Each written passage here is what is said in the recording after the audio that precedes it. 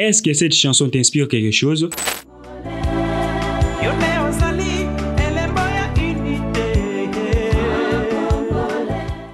C'est parmi les chansons qui ont réuni des grands noms dans la musique congolaise. On peut retrouver facilement la voix de King Kester Menea, Papa Wemba, Josa Kalongo et tant d'autres.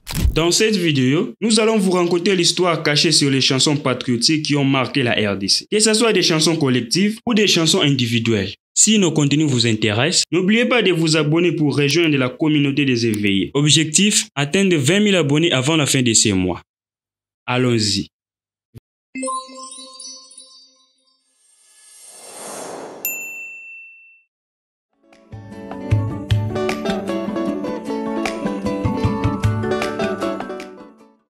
Vers les années 90, l'événement marquant de la RDC est la chute du président Mobutu par le groupe rebelle AFDL. À l'entrée du pouvoir de Laurent Désiré Kabila après un coup d'État, les Zaïre doivent tout changer et revenir à son ancienne appellation, la République démocratique du Congo. Dans ces cas, le fleuve, les drapeaux, la monnaie, tous ont été changés pour donner une nouvelle identité au pays. L'arrivée de la nouvelle monnaie du pays était prévue le 30 juin 1998 et Laurent voulait que la musique fasse la sensibilisation pour cette monnaie. Alors, il fait appel à Suzy Kaseya et Papa Wemba pour composer une bonne musique pour accompagner cette sensibilisation.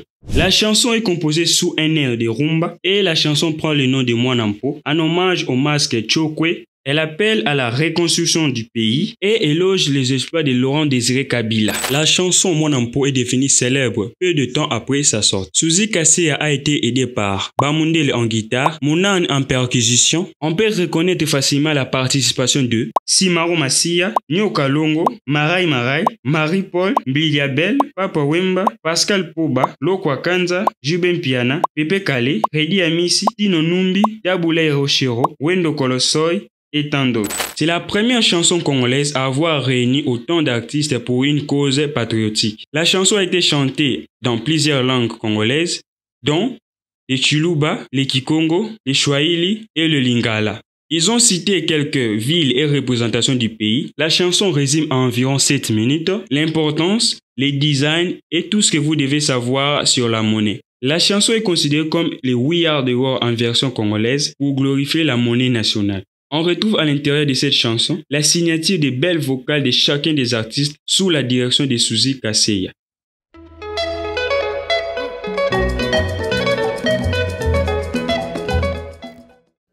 En 1960, après la table ronde, la star du moment, le chanteur Grand Calais enregistre avec son orchestre African Jazz cette chanson. Indépendance, cha-cha, qui deviendra ensuite l'hymne de l'indépendance. Un titre composé à Bruxelles en marge des négociations avec l'ancienne puissance coloniale, la Belgique. Parlons contexte. Le soir du 27 janvier 1960, après une négociation très serrée entre le gouvernement conduit par Kasavubu et les Belges, le groupe African Jazz et Joseph Kabasele jouent pour la première fois la chanson mémoriale Indépendance Cha-Cha à l'Hôtel Plaza. Grand Calais, de son vrai nom Joseph Kabasele, faisait partie des personnes rapprochées de l'héros national Patrice Emery Lumumba. Il était choisi parmi la délégation des négociateurs pour l'indépendance du pays. Cette chanson à succès a été composée par Roger Izeidi, arrangée et chantée par les Grands Calais. Dans ces chansons commémoratives de 1960, on retrouve en plus les titres comme Table Ronde, qui a les textes plus engagés et revendicateurs, par rapport à Indépendance Cha-Cha, qui a plutôt l'air festive. Les deux chansons ont été enregistrées au studio His Master Voice à Bruxelles. Après un long parcours dans la musique congolaise, Joseph Kabasele meurt à Kinshasa à l'âge de 52 ans en 1983. Sa chanson est jouée partout en Afrique lors des commémorations des indépendances et surtout en RDC.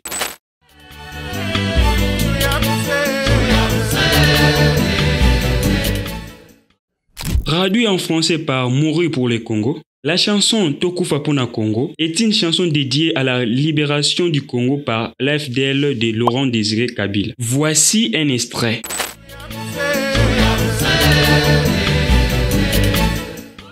L'œuvre a été conçue entièrement par Suzy Kasseya, selon ses dires en commentaire sur YouTube. Inspiré par le Saint-Esprit, durant la nuit du 5 au 6 août 1998, après avoir été sollicité par les ministres Didier Mumengi à cette époque. Ensuite, il a contacté Marie-Paul, qui habitait non loin de sa résidence à Limete. Le plus grand arrangeur congolais a peu après essayé de réunir quelques artistes présents à cette époque à Kinshasa. On peut remarquer facilement la présence de Tabouley, Pascal Poba, Weranson, Manda Chante, Lutumba Simaro, Tchala Moana, Biliabel, Pepe Kale et tant d'autres. Il y a des passages que les Congolais n'oublieront jamais, comme celui de Pepe Kale et de King Kester et Menea.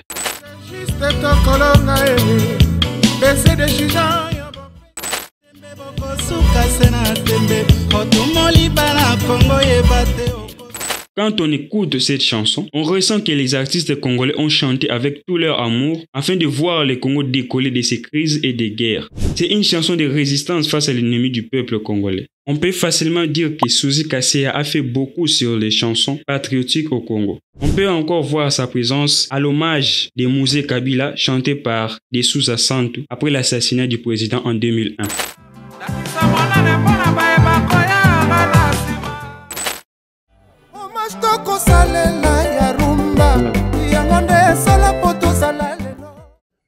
Des icônes de la musique congolaise se sont réunies comme un seul homme pour réaliser une chanson historique intitulée Rumba Forever. Le titre est disponible le mercredi 15 novembre 2023 sur toutes les plateformes de téléchargement légales.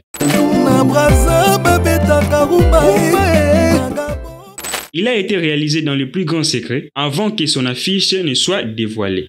Le projet réunit plus de 18 stars de la musique congolaise de 3 générations différentes, avec comme objectif de célébrer la rumba d'hier, d'aujourd'hui et de demain. Il s'agit notamment de Josa Nyokalongo, Lokwa Kanza, Biliabel, Redi Amisi, Kofi Olomide, Weranson, Jibem Piana, Karamapa, Fali Ipupa, Ferregola, Héritier Wata, Barbara Kanam, Rebo Chule, Inos B et Claudia Bakissa. Le tout sous la direction artistique de Suzy Kasseya. Personne n'a voulu commenter, raconter ou dévoiler les coulisses du projet. Mais en fin de compte, le nom du célèbre producteur africain Amadou Diaby a été confirmé avec sa maison de production Mansa Music Prod. La chanson n'a pas eu d'ampleur par rapport à ceux que j'ai cités auparavant, vu qu'aucun artiste n'a parlé ouvertement sur ce projet. Le problème est que chaque artiste s'occupe de sa propre musique. La chanson n'a pas pu avoir un clip vidéo car actuellement, la musique congolaise est remplie de conflits.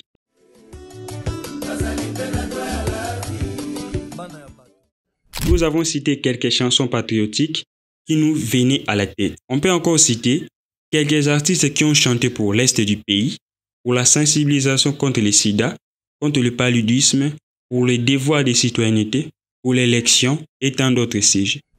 Si ce genre de contenu vous intéresse, n'oubliez pas de vous abonner et de mettre un commentaire pour nous donner un peu de la force.